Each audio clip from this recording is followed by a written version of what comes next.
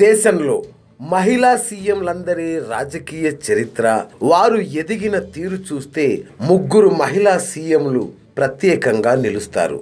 ముఖ్యమంత్రులుగానే కాకుండా వారు తమ తమ పార్టీలకు అధినేతలుగాను తిరుగులేని నాయకత్వం వహించిన వారు. అందుకే రాజకీయంగా వారితో విభేదించేవారు కూడా వారి సామర్థ్యాలు, సత్తా, వ్యూహాలు, గుండె ధైర్యం, ప్రతికూలతల్ని ఎదిరించి నిలిచిన వైనాన్ని మెచ్చుకోక మానరు. వారు జయలలిత, మాయావతి, మమతా బెనర్జీ. ఈ ముగ్గురు అందుకు ప్రబలమైన ఉదాహరణలు. మాయావతి సొంత పార్టీల నుంచి అవమానాలు పడి అదే పార్టీలకు హోల్ అండ్ సోల్ నేతలుగా ఎదిగి నియంత్రణ స్థాయిలో నడిపించిన వారు. ఇతర పార్టీల నుంచి వచ్చిన ఇబ్బందులను తట్టుకొని నిలిచిన సమర్థులు. మమత విషయానికి వస్తే ఆమె పార్టీ తృణమూల్ కాంగ్రెస్ను స్థాపించింది ఆమె. అయితే బెంగాల్లో కమ్యూనిస్టులతో కొట్లాడి మరీ వారి దశాబ్దాల పాలనకు చరమగీతం పాడిన లీడర్ ఆమె. ముగ్గురే కేంద్రంలోని బలమైన ప్రభుత్వాలతో ఢీ అంటే ఢీ అని నిలబడిన వారు.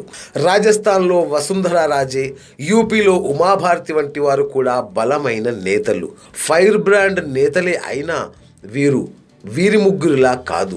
వీరి ముగ్గురి సరసన భవిష్యత్తులో శశికళ కూడా చేరుతుందన్న తమిళ రాజకీయ వర్గాలు అంచనా వేస్తున్నాయి. శశికళ ఇంతవరకు తెర ముందుకు రాలేదు. తెర వెనుక రాజకీయాలకే పరిమితమైన, అనుకున్నది తొలి ప్రయత్నంలో సాధించలేకపోయినా తొలిసారి ఆమె చూపించిన ధైర్యం, చేసిన శపథం, కేంద్రంతో ఢీకొట్టిన తీరు ఎంత కాదన్నా ఆమెను ప్రత్యేకంగా నిలబెడుతున్నాయి. అటు రాష్ట్రంలో విపక్షం డిఎంకే, ఇటు కేంద్రంలో వ్యతిరేకంగా పనిచేస్తున్న బీజేపీ అన్నీ కలిసి తనకు అడ్డం పడినా కూడా తన వర్గాన్ని చెక్కు చెదరకుండా కాపాడుకున్న తెలివి అన్నీ కలిసి శశిని భవిష్యత్ టఫ్ నట్గా సూచిస్తున్నాయి.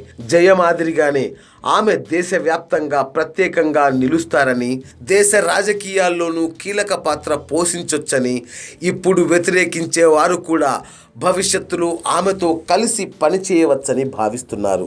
ఇందుకు అనేక కారణాలు కనిపిస్తున్నాయి. శశి జైలుకెళ్లే వరకు కూడా ఏమాత్రం తగ్గలేదు. తనకు ఈ గతి పట్టించిన వారిపై రివెంజ్ తీర్చుకుంటానని శపథం చేసింది. కేంద్రంతో బేరసారాలకు ఏమాత్రం ప్రయత్నించలేదు. డిఎంకే ఎత్తులను పారనివ్వలేదు. పన్నీరు వైపు తన వర్గం వెళ్లకుండా ఆపగలిగారు. అంతేకాదు, జైలుకెళ్లే ముందు పార్టీలో అంతా తన మాటే నడిచేలా ఏర్పాట్లు చేసుకున్నారు. జైలు నుంచి నడిపిస్తానని క్లియర్ ఇండికేషన్లు ఇచ్చి వెళ్లారు. నైతికంగా, చట్టపరంగా, రాజ్యాంగపరంగా ఈ వ్యవహారంలో ఎన్నో తప్పుడు విధానాలు ఉండొచ్చు. కానీ మంచో చెడో నాయకత్వ పటిమ విషయంలో మాత్రం శశికళను శభాష్ అనక తప్పదు. సో శశి జైలు జీవితం పూర్తయి బయటికొచ్చాక ఆమె తమిళనాడులో మరో జయలలిత కావడం ఖాయమన్న అంచనాలు వినిపిస్తున్నాయి. భారత రాజకీయాల్లో మరో మహిళా శక్తి ఉద్భవించడానికి ఈ పరిణామాలు దోహదపడ్డాయని చెప్పాలి. Yoyo news, Chennai.